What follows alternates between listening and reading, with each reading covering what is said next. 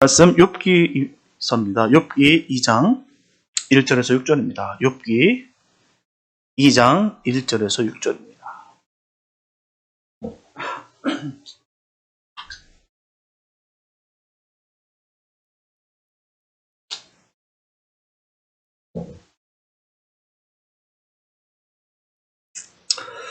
욥기 2장 1절에서 6절 말씀입니다. 주님의 귀한 말씀 봉독해 올립니다. 또 하루는 하나님의 아들들이 와서 여호와 앞에 서고 사단도 그들 가운데 와서 여호와 앞에 서니 여호와께서 사단에게 이르시되 네가 어디서 왔느냐? 사단이 여호와께 대답하여 가로되 땅에 두루 돌아 여기저기 다녀왔나이다. 여호와께서 사단에게 이르시되 네가 내 종 욥을 유의하여 보았느냐? 그와 같이 순전하고 정직하여 하나님을 경외하며 악에서 떠난 자가 세상에 없느니라. 네가 나를 격동하여 까닭없이 그를 치게 하였어도 그가 오히려 자기의 순전을 굳게 지켰느니라. 사단이 여호와께 대답하여 가로되 가죽으로 가죽을 바꾸오니 사람이 그 모든 소유물로 자기의 생명을 바꾸올지라. 이제 주의 손을 펴서 그의 뼈와 살을 치소서. 그리하시면 정령 대면하여 주를 욕하리이다. 여호와께서 사단에게 이르시되 내가 그를 내 손에 붙이노라. 오직 그의 생명은 해하지 말지니라. 네. 모든 사람들이 고난을 피할 수만 있으면 참 피하고 싶어요. 누가 좋습니까? 고난받고 싶은 사람 단 한 사람도 없어요. 고난을 자처하면서 고난 당하고 싶은 사람이 어디 있겠습니까? 그런데 문제는 이 고난이라고 하는 것은 예측이 불가능하다는 것이죠. 집이 고아를 막론하고 찾아온다는 거예요. 믿음이 좋든 믿음이 없든 상관없이 아무 상관없이 고난은 그렇게 찾아옵니다. 그래서 손양원 목사님은 고난에 대해서 이처럼 말씀하셨어요. 예수님을 믿는다고 해서 모든 일이 다 잘 되는 것은 아닙니다. 인생의 고난과 역경의 파도는 끝없이 밀려옵니다. 그럼에도 불구하고 항상 기뻐하고 쉬지 말고 기도하고 범사에 감사하는 것은 적극적인 믿음의 태도요, 우리를 향한 하나님의 뜻입니다. 감사하고 기뻐해야 하는 이유는 모든 것이 합력하여 선을 이루게 하시는 하나님이 계시며 고통은 위장된 축복이기 때문입니다. 감사하고 기뻐하는 사람은 아무도 흔들 수 없습니다. 참 멋진 고백이 아닐 수가 없어요. 이게 고난은 인생을 살면서 누구나 직면하는 일입니다. 문제는 자기가 받는 고난이 제일 크다 여긴다는 것이 문제입니다. 다른 거 상관없어요. 내게 임한 고난이 제일 크게 보이는 것이 고난이다라는 것입니다. 하지만 여기서 중요한 것은 이유 없는 고난은 결코 없다는 것이죠. 그러기에 인간은 고난을 통해서 얻게 되는 것이 있습니다. 성경은 우리에게 고통을 통해서 믿음이 연단된다는 사실을 분명히 말씀하고 있어요. 다니엘서 12장 10절에 보면 많은 사람이 연단을 받아 스스로 정결케 하며 희게 된다라고 했습니다. 스가랴 13장 9절에서는 하나님께서 구원할 백성은 불 가운데 던져 은같이 연단하며 금같이 시험할 것이다 라고 했어요.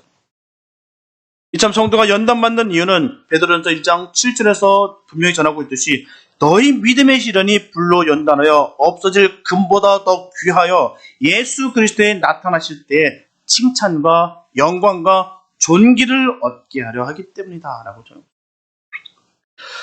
그래서 선한 일꾼으로 쓰임받은 예수님의 사람들은 많은 연단을 받았습니다. 오늘 본문은 하나님의 의로운 종 욥에 대한 얘기예요.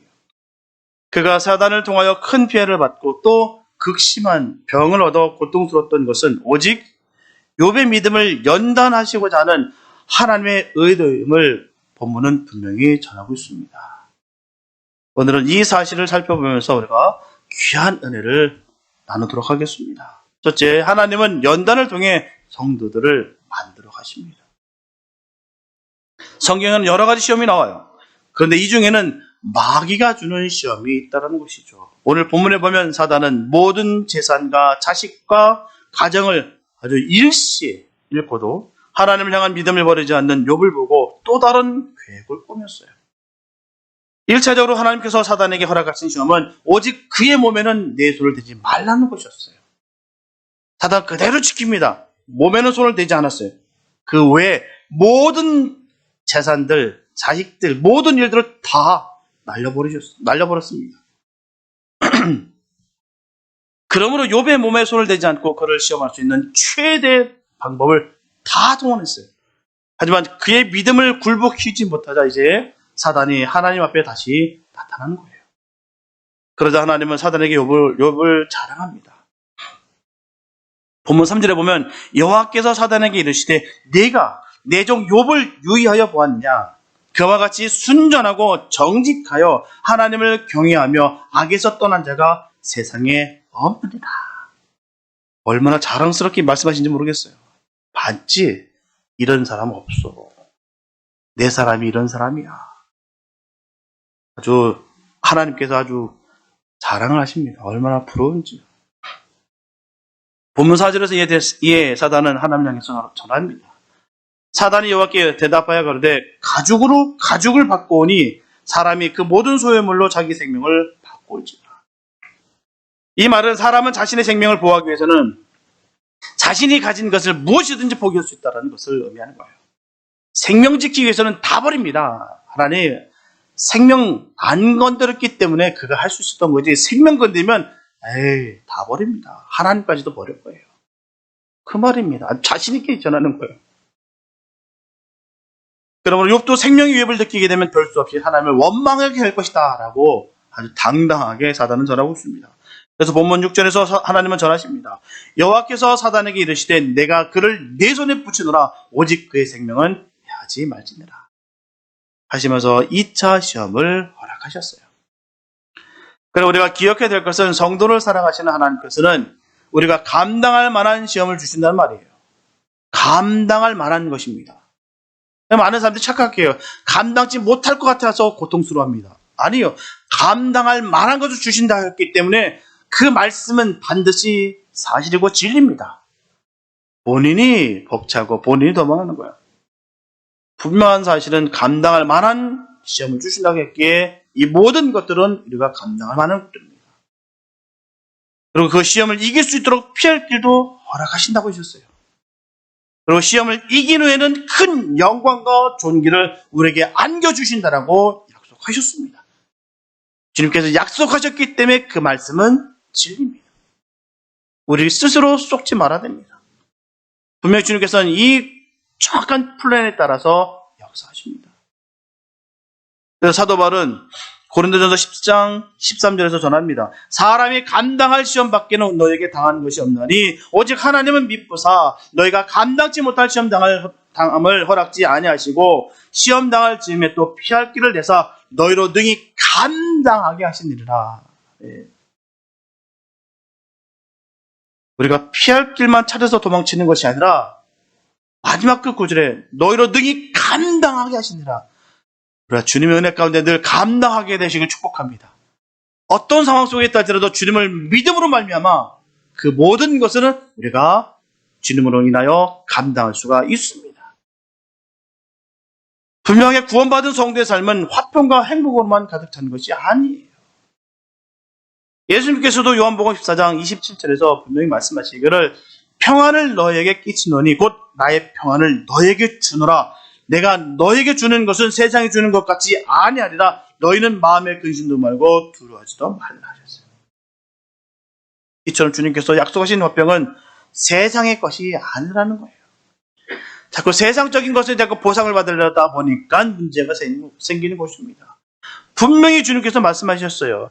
내가 너에게 주는 것은 세상이 주는 것 같지 않다고. 그런데도 불구하고 우리는 세상이 주는 것 같은 것을 자꾸 요구하다 우리가 늘 실망한다는 것입니다. 분명히 성경에 분명히 주님께서는 말씀하셨어요. 주님께서 약속하시는 화평은 세상의 것이 아니다. 오히려 성도의 삶은 고난과 시련으로 가득합니다. 그렇기 때문에 사도 바울은 여러 번 죽을 뻔했고요. 매도 수없이 맞았습니다. 그리고 이사야 선지자는 어떻습니까? 이사야 선지자는 토백혀서 죽임을 당하셨어요. 얼마나 끔찍합니까? 그러나 비록 이런 시험이 우리에게 있다 할지라도 성도들은 결코 두려워해서는 안 됩니다. 왜냐하면 현재의 고난은 장래의 영광과 좋게 비교할 수가 없기 때문이에요. 믿으십니까? 정말 우리가 장차 올 그 나라, 그 영원한 나라가 세상의 그 어떤 것과도 비교될 수 없는 귀한 것이라는 것을 믿으십니까? 그 믿음이 있어야 돼요. 그 믿음이 있으면 우리는 넉넉히 이깁니다. 이게 없기 때문에 내 꼴이 이게 뭔지, 내가 왜 이렇게 힘들지, 왜 이렇게 벅차지, 난 왜 이럴 수밖에 없지라고 늘 자기 스스로 괴롭히는 거예요. 그러나 장래의 영광과 좋게 비교할 수 없는 그 엄청난 그 주님의 그 기업을 우리에게 예비하셨다는 것을 우리가 기억한다면 우리 넉넉히 이길 줄로 믿습니다. 더욱이 우리의 고난 중에도 하나님은 항상 우리와 함께 계셔서 고난을 이길 힘을 주시며 또한 우리에게 시험 주시되 능히 이길 만한 능력, 분량만을 주시기 때문이에요. 그러므로 현재 시험을 참고 이긴 자에게는 영원한 생명이 있을 것이며 이기지 못하는 자에게는 심판이 있을 것입니다. 우리는 항상 길이 나눠져 있어요. 영생으로 가느냐, 멸망으로 가느냐, 내가 주님 편에 서느냐, 아니면 세상의 편에 서느냐. 우리가 분명한 사실, 정함에 있는 믿음이 있어야 될 줄 믿습니다. 하나는 세상에 걸치고 하나는 걸치고 아니에요. 우리는 명확해야 됩니다. 본질이 명확해야 돼요. 진리 가운데 바로 서야 됩니다.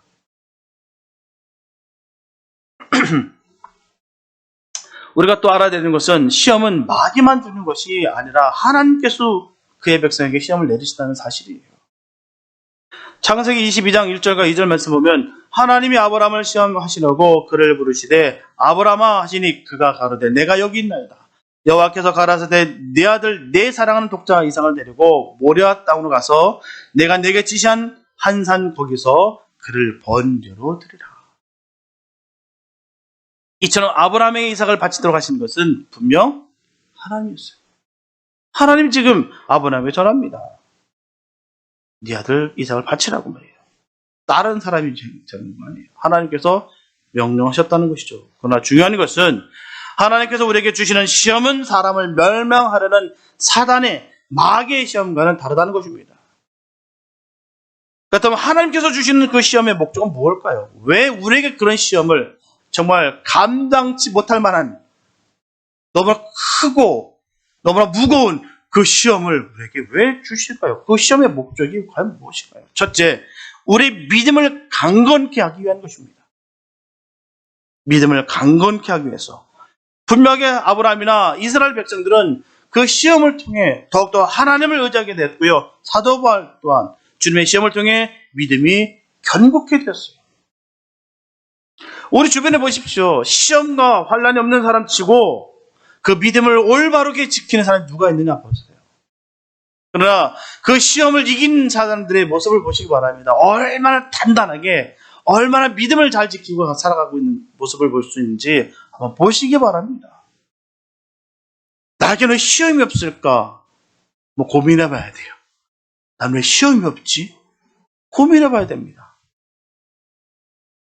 분명히 성도라면, 분명히 하나님의 자녀라면 분명히 시험이 있습니다. 왜요? 우리의 믿음을 견고케 하기 위해서 말입니다. 욥은 23장 10절에서 고백합니다. 나의 가는 길을 오직 그가 아시나니 그가 나를 단련하신 후에는 내가 정금같이 나오리라. 분명히 전하고 있습니다. 이렇게 그는 시험을 통해 자신이 정금 같은 믿음을 갖게 되었다라고 고백하고 있어요. 우리 믿음의 선배들 잘 서 있는 그 믿음의 선배들의 모습을 보시기 바랍니다. 어떤 시험이든 이기고 나서 그 모습에 당당함이 있다는 사실이죠. 그래서 우리가 그분들을 존경할 수가 있는 거고요. 그래서 그분들을 우리가 어른으로 여길 수 있는 거예요. 그 시험도 못 이기고 맨날 시험에도 까당까당 넘어지고 어린아이 같은 신앙을 갖고 있는 그분에게 어떻게 어른이라고 우리가 얘기할 수가 있겠습니까? 분명히 이 사실을 우리는 기억해야 됩니다. 주님의 자녀들, 주님의 진정한 주님의 사람들은 시험이 있습니다. 그리고 그 시험을 통해 믿음이 더욱더 견고하게 세워집니다. 둘째로 우리를 축복하기 위한 것입니다. 그 시험의 목적이 말이에요. 하나님은 시험을 이긴 자에게 축복을 주기 위해서 시험하십니다. 창세기 22장 16절에서 19절 말씀 보면 가라사대 여호와께서 이르시기를 내가 나를 가리켜 맹세하노니 네가 이같이 행하여 네 아들 내 독자를 아끼지 아니하였음즉 내가 네게 큰 복을 주고 내 씨로 크게 성하여 하늘의 별과 같고 바닷가의 모래와 같게 하리니 내 씨가 그 대적의 문을 얻으리라. 또 내 씨로 말미암아 천하 만민이 복을 얻으리니 이는 내가 나의 말을 준행하였음이니라 하셨다 하니라. 이에 아브라함이 그 사환에게로 돌아와서 함께 떠나 부엘세바에 이르러 거기 거하였더라. 이렇게 아브라함은 시험받은 후에 큰 축복을 받았어요. 욥도 마찬가지입니다. 시험받은 후에 5배의 축복을 받아요. 이와 같이 하나님이 주시는 시험은 마침내 우리로 하여금 복을 얻게 하시는 좋은 의도라는 것이죠. 우리를 괴롭히고 우리를 멸망시키고 우리를 해하려 주님께서 시험하시는 것이 아니라 우리에게 복을 주시기 위해서, 복받게 하기 위해서 우리에게 시험을 주신다는 사실입니다. 또 마귀가 주는 시험은 올무가 되나 하나님은 시험을 주실 때에 감당치 못할 시험은 주지 아니하시고 시험 당할 즈음에 또한 피할 길을 주시며 또한 능히 감당할 능력을 주신다는 거예요. 그러므로 사람이 그 시험을 이기지 못하면 하나님 때문이 아닙니다. 하나님 때문이 아니라 스스로 믿음의 굳건 안에 서지 못했기 때문이에요. 분명히 주님께서는 우리를 감당케 하신다라고 하셨어요. 능력 주신다고 하셨습니다. 그 모든 시험을 말입니다. 우리 힘으로는 시험을 이길 능력이 안 돼요.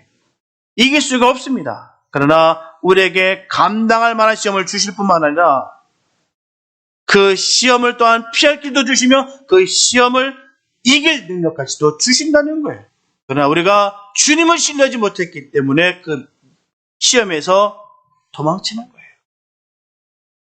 근데 안타깝게도 도망치는 사람들의 얘기를 들어보면 다 핑계입니다. 잘 들어보십시오. 그 시험을 이기지 못한 자기 핑계밖에 되지 않아요. 뭐가 잘못됐고 뭐가 잘못됐다. 왜요? 그 결론의 끝은 뭐냐? 나는 잘못이었다. 그겁니다. 그 나머지는 다 원망인 거예요. 시험을 진 자들의 소리입니다. 그러나 시험을 이긴 사람들의 모습은 회개가 나옵니다. 내가 잘못했다. 내가 연약했었다. 내가 부족했습니다. 이게 시험을 이긴 사람들의 소리입니다. 다른 사람 탓하고 다른 것에 탓하지 않습니다. 나의 부족함을 바라보고 주님 앞에 무릎 꿇고 기도할 뿐이에요.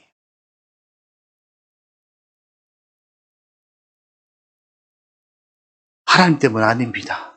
스스로 믿음이 굳건하게 서지 못하기 때문에 그러는 것입니다. 우리는 이 진리의 말씀을 바로 새기시기 바랍니다. 늘 내 입에서 핑계대는 삶을 사는 것이 아니라 늘 주님의 은혜 가운데 살아가게 되시길 축복합니다. 내 말의 모든 증거가 늘 사랑과 은혜와 용서와 관용의 말만 나오게 되시길 축복합니다. 이게 바로 승리한 사람들의 소리예요. 나로 인해서 모든 것이 이겼다 졌다 얘기하는 분들을 경계하시기 바랍니다. 결국 지면은 남 탓, 이기면 내 탓. 아닙니다.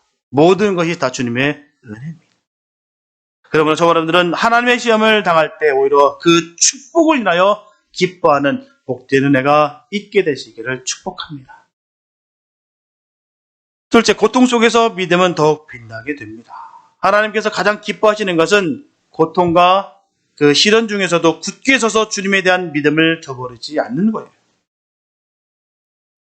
고통 중에서도 하나님께 대한 믿음을 저버리지 않는 것이 하나님을 가장 기쁘시게 하는 것입니다.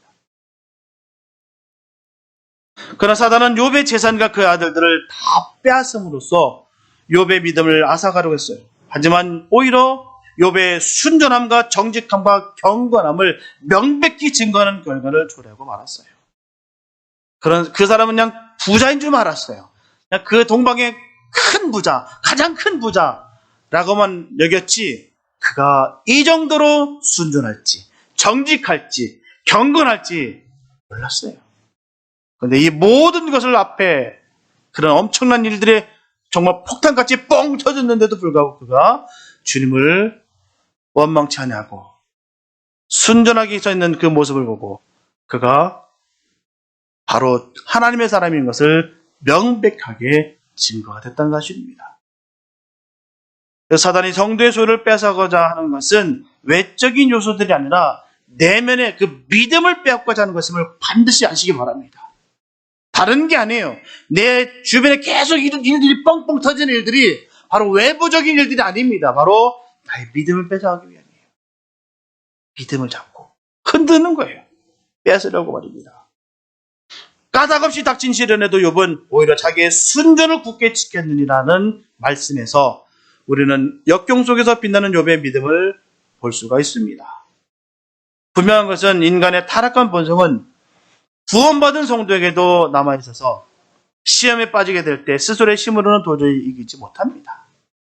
그러므로 성도는 시험을 능히 이기시는 주님을 온전히 의지해야 될 줄 믿습니다. 주님을 의지해야지 우리가 능히 이길 수 있는 거예요. 사실 예수님께서도 공생애를 시작하시면서 광야에서 마귀에게 시험을 받으셨습니다. 하나님의 독생자 아들이시며 성자 하나님 되시는 그분이 한낱 마귀에게 시험 받으시는 거예요. 한낱 마귀에게 말입니다.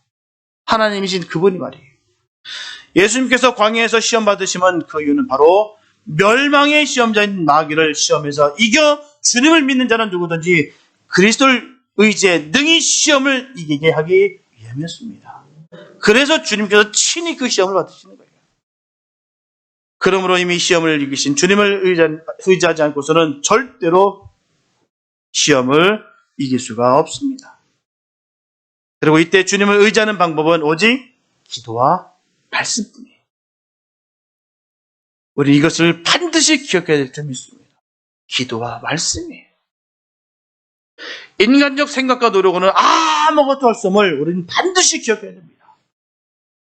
우리의 능력과 우리의 애씀과 우리의 힘으로는 결코 사단을 이길 수가 없어요.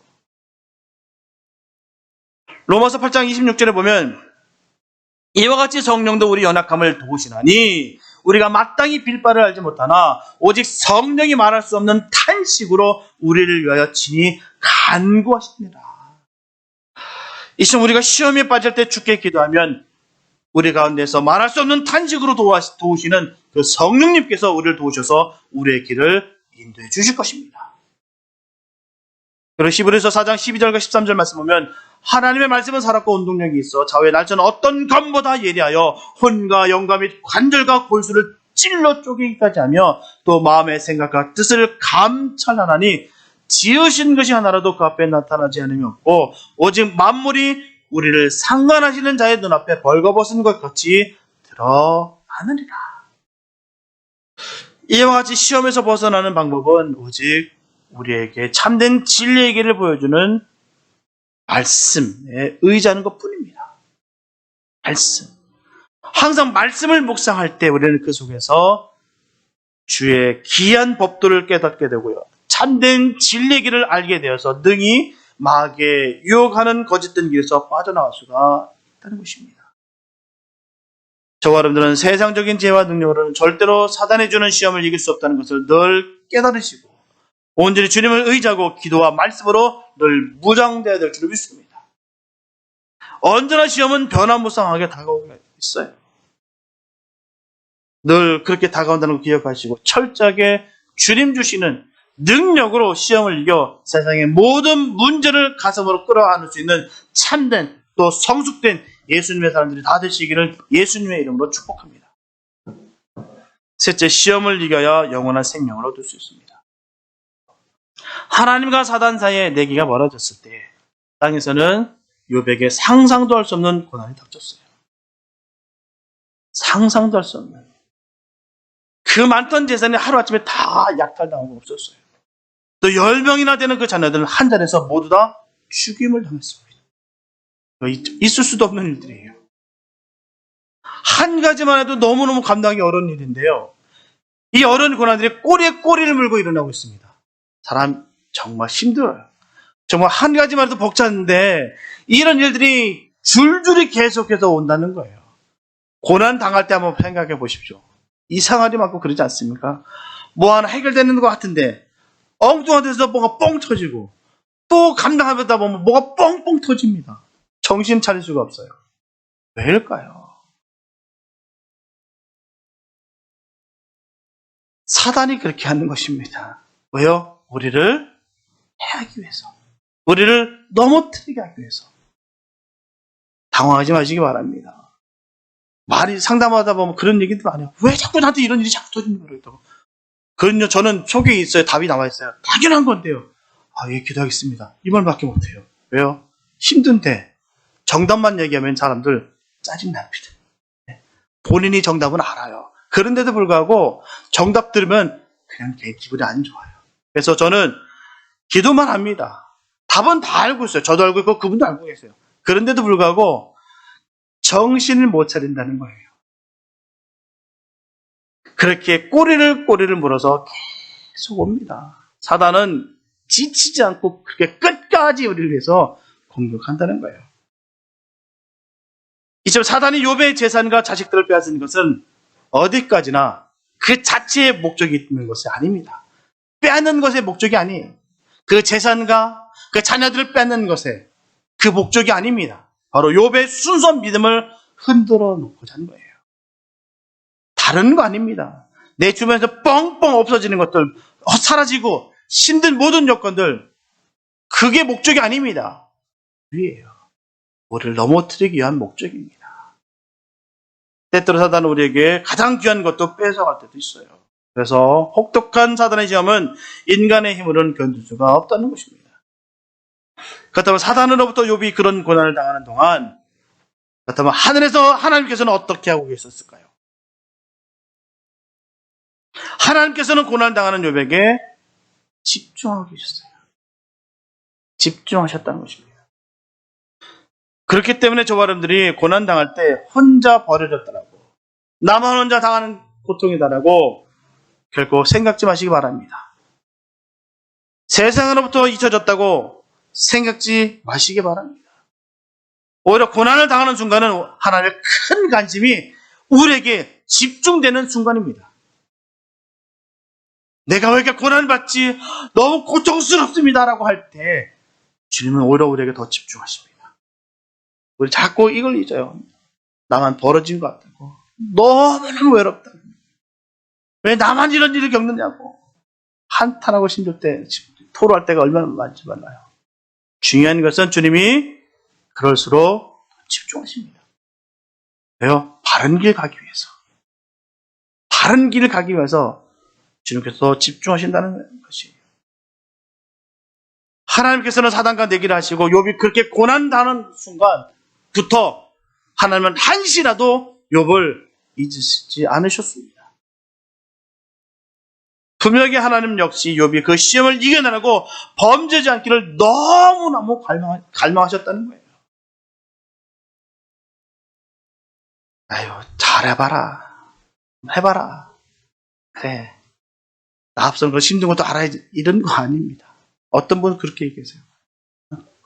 꼴 좀 당해봐라. 내가 없으니까 힘들지? 당해봐라. 그런 심정도 아닙니다. 또한 귀찮으니까 네가 알아서 하겠지? 그런 심정도 아니에요. 사단에게 그를 붙여주실 때는 더 마음에 무게감이 있으셨다는 거죠. 더 아파하셨고 이 시험을 잘 이기기를 바라셨고 더 그에게 집중하셨고 삶에 대해서 주님께서 충고하셨습니다. 그래서 우리가 고난에 대해 분명하게 인식해야 되는 것은 사실 아무리 그 고난이 너무나 혹독하다 할지라도 하나님 통제 아래 있다는 거예요. 하나님 능력이 미치지 않는 것은 세상에 없습니다. 마귀에게 지는 것도 아니고요. 마귀의 능력이 너무나 강해서 주님께서 어쩔 바를 모르는 것도 아닙니다. 어떤 분도 그렇게 얘기할 때 많아요. 선과 악의 대결처럼 우리가 가서 악을 아닙니다. 하나님께서 역사하시면 그건 아무것도 아니에요. 저는 그 하나님을 믿어요. 약해 빠지고 사단의 눈치나 보고 있고 사단의 능력이 어쩔 바 모르는 그 하나님을 믿는 것이 아니라 하나님 말씀하시면 사단은 완전히 굴복받고 지배받는 그런 능력의 하나님은 저는 믿습니다. 그 능력의 하나님 믿으시기 바랍니다. 자꾸 사람들을 포장하고 자꾸 자신을 드러내기 위해서 자꾸 연약한 하나님을 자꾸 비춰서 얘기한다는 거예요. 하나님은 전지전능하십니다. 온 우주의 만물을 주님께서 지으셨고 그 주님이 운영하십니다. 그 하나님을 꼭 믿으시기 바랍니다. 우리 모든 성도들은 그런 하나님을 믿는 그런 복된 성도 되시기를 예수 이름으로 축복합니다. 절대로 우리는 세상의 것에 사단에게 속지 마시기 바랍니다. 그럼 결국 사단이 하는 말이에요. 어찌 하나님이 그런 능력이 없으십니까?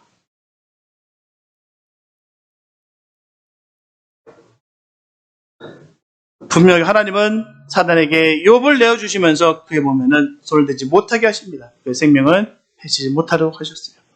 하나님은 사단에게 욥을 넘기실 때 재미삼아 가벼운 마음으로 넘기시는 거 아니에요. 함께 그 고난과 아픔을 느끼시면서 동행하시는 것입니다. 저와 여러분들의 삶 속에서는 마찬가지예요.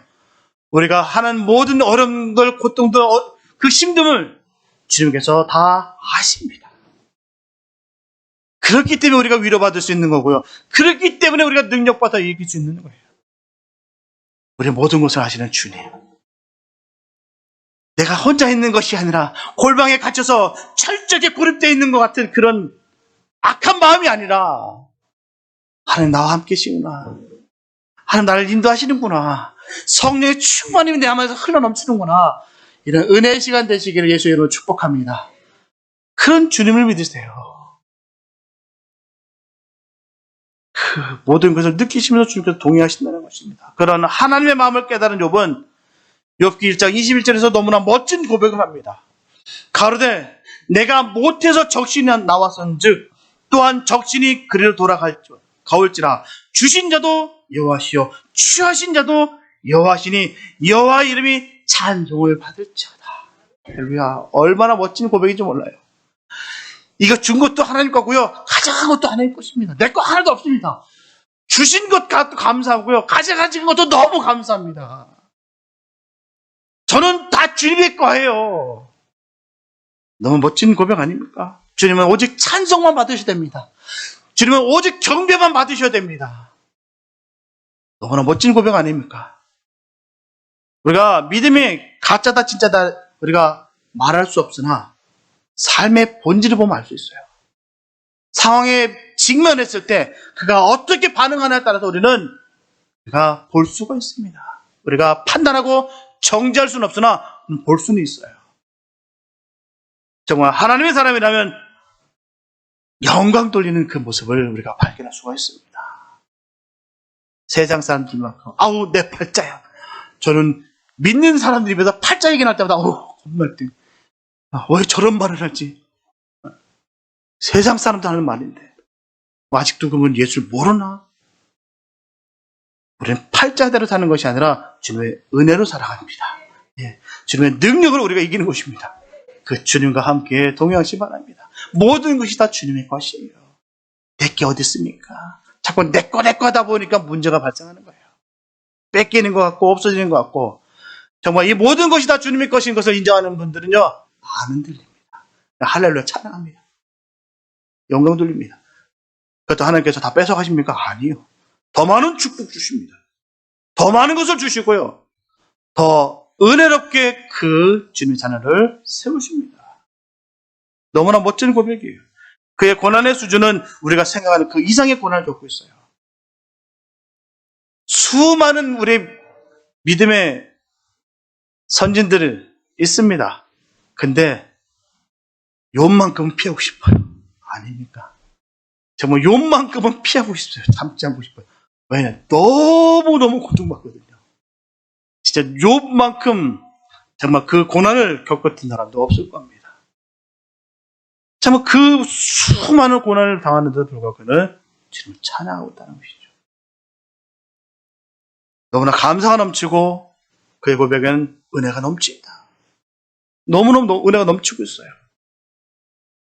그 수많은 고난을 겪고 있는데도 불구하고 말입니다. 감사와 은혜가 충만하게 넘칩니다. 이런 고백은 순간적인 기분과 감정을 할 수 있는 것이 결코 아니에요. 우리가 보면 알지 않습니까? 정말 이게 가식으로 하는 것인지 정말 감사로 기쁨으로 정말 하고 있는 모습인지 우리가 알 수 있습니다. 정말 믿음의 은혜 가운데 성령 충만하면요, 정말 그 모습 속에서 그 풍기는 그래서 향기가 드러납니다.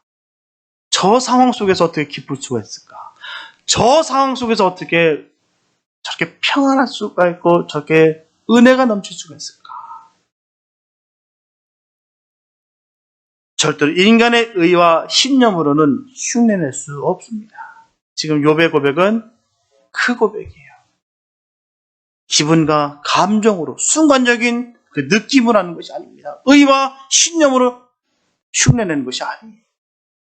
진정으로 주님께서 주신 그 은혜로 할 수 있는 고백이기 때문에 너무나도 귀한 것입니다. 그런 고백이 우리에게 있게 되시길 축복합니다.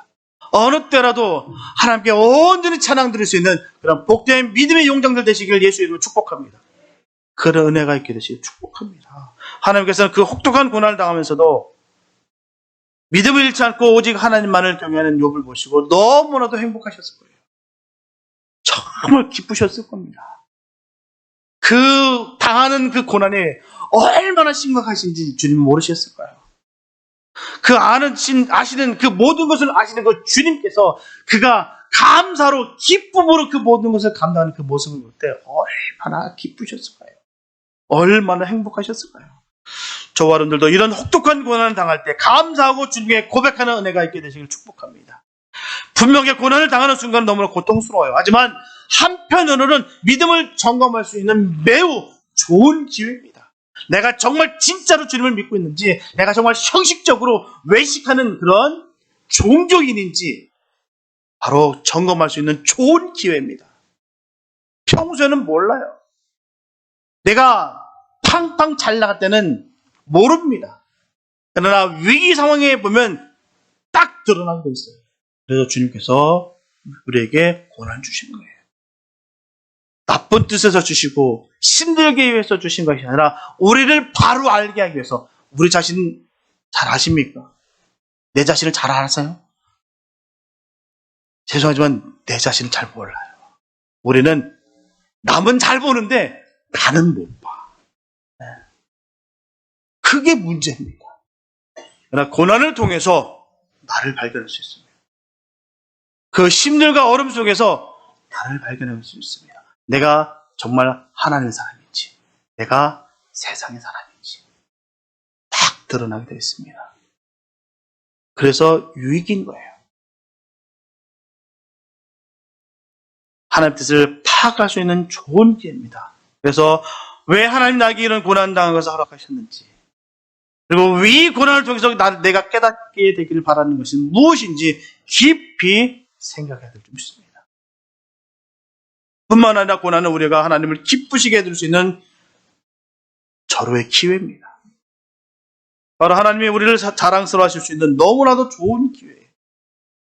하나님에 대한 믿음이 깊고 경건한 자는 아무리 귀한 것을 잃었을지라도 하나님에 대한 믿음만은 결코 잃지 않습니다.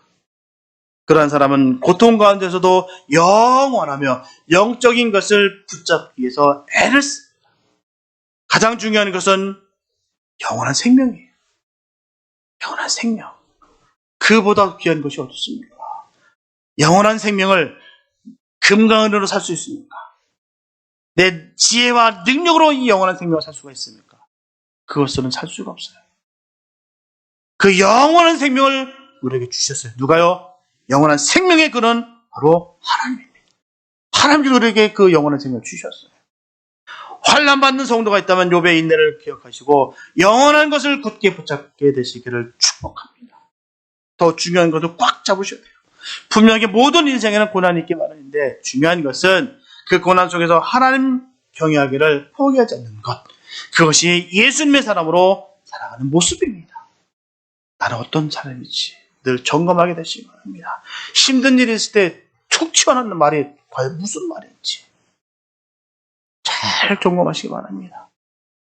감사합니다 나오는지 에잇 잘 구별하시기 바랍니다. 그리고 고난보다 더 크고 놀라운 하나님의 은혜를 감사하며 기뻐할 수 있는 늘 믿음을 가지시길 축복합니다. 그래서 고난을 당하되 절망과 낙심으로 무너지는 것이 아니라 감사와 기쁨을 잃지 않도록 하시기 바랍니다. 그래서 우리에게 가진 것이 부족하여도 아니면 풍족할지라도 살 수 있으며 불행 속에서도 행복하게 살 수 있는 예수님의 사람들의 삶의 증거가 나타날 수 있게 되시기를 예수님의 이름으로 축복합니다. 사랑하는 성도 여러분, 욥의 하나님은 곧 우리 하나님입니다. 꼭 기억하시기 바랍니다. 그 하나님, 전지전능하신 하나님, 온 우주의 만물의 주인 되신 그 하나님이 바로 우리 하나님, 바로 우리 아버지 되십니다. 그 하나님을 믿으시기 바랍니다. 이것을 진정으로 믿는다면 욥을 자랑스러워 하셨던 하나님께 저와 여러분들도 하나님의 자랑거리가 되시길 바랍니다. 그런 삶을 살아야 되는 거 아니겠습니까? 저 아이가, 저 아들이, 저 딸이 바로 저게 바로 내 거야. 내 아들이야. 내 딸이야. 너무 자랑스러우시면서 사단에게 그렇게 전하시는 그런 자녀들 되시기를 축복합니다. 늘 문제덩어리, 늘 고민덩어리, 저 어쩌면 좋을까 하는 그런 것이 아니라 저 딸을 볼 때마다 너무 기쁘고 저 아들을 볼 때마다 너무 기뻐하는 그런 삶을 사시기를 축복합니다. 그런 주님의 자랑거리가 되시기 바랍니다. 욥이 도저히 견딜 수 없는 가진 고난을 당할 때도 여전히 하나님의 눈은 그 욥을 주목하고 계셨다는 사실을 늘 깨닫게 되시기 바랍니다. 오늘 늘 주목하고 계시고 그 시선을 주님께서 벗어본 적이 없으십니다. 고난받기 이전부터 더 많은 축복을 이미 예비해 두셨다는 그 사실을 반드시 기억하게 되시기 바랍니다. 욥기 42장 12절과 13절 말씀 보면 여호와께서 욥의 모년에 복을 주사 처음 복보다 더하게 하시니 그가 양 1만 4천과 약대 6천과 소 1천결이와 암낙이 1천을 두었고 또 아들 7과 딸 3을 낳았으며 라고 말씀하고 있어요. 또한 16절과 17절 말씀 보면 그 후에 욥이 140년을 살며 아들과 손자 4대를 보았고 나이 늙고 기한이 차서 죽었더라. 여기서 우리는 하나님의 욥에게 사단의 공격을 받으신 진짜 이유를 깨닫게 됩니다. 분명히 하나님은 욥을 그 모든 고난을 통해서 그 이전보다도 더 좋은 것을 주시고 더 높은 수준의 정금 같은 믿음의 사람으로 만들기 위함이었다는 것입니다. 하나님의 목적 같은 것은 거기 있는 거예요. 우리가 복주기 위해서, 우리에게 더 믿음의 사람이 되기 위해서, 우리가 견고하게 세우기 위해서 우리에게 시험을 허락하신다는 사실입니다. 우리 이 부분에서 우리가 잊지 말아야 돼요. 욥은 믿음에서 이 모든 것을 이겼습니다. 이것이 바로 우리를 향한 하나님의 마음과 바람이십니다. 우리에게 모든 시험을 이기기를 바라신다는 거예요. 그러면 믿음으로 늘 인내시기 바랍니다. 그리고 하나님이 복 주실 때를 기다리시기 바랍니다. 그래서 우리에게 어떤 시련이 닥친다 할지라도 욥처럼 믿음으로 승리하여서 하나님께 영광을 돌리는 예수님의 사람들이 다 되시기를 축복합니다.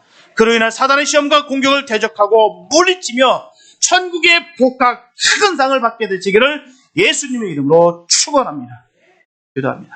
사랑하신 감사합니다. 아버지, 우리가 힘들고 어려움이 우리에게 임할 때마다 아버지 주님께 감사할 수 있는 믿음의 용정 되기 원합니다. 하나님이 이 시험을 통해서 우리가 더욱더 잘 되기 원하셨고 더욱더 견고하게 원하셨고 더 큰 복을 주시기 위한 것을 늘 깨달아서 주님 시험이 올 때마다 늘 넉넉히 이기고 늘 감사가 넘치는 그 은혜의 사람들 되게 하여 주시옵소서. 우리는 주님을 믿습니다. 그 전지전능하신 그 하나님을 믿습니다. 그 하나님께서 우리를 인도하여 주시고 승리케 하심을 우리는 믿습니다. 주님, 우리와 함께 하시고 동행하여 주시고 우리의 사라진 그 시선이 늘 고정되게 하여 주시옵소서. 늘 주님께 찬양합니다. 입술을 해서 주님께 영광을 돌립니다. 주님, 우리의 예배와 우리의 찬양과 우리의 송축 주님께서 올려드리니 받아 주시옵소서. 주님께서 우리를 더욱더 견고하게 주님의 자녀로 세워주심을 간절히 믿사옵고 우리를 구원하신 예수님의 이름을 기도했습니다.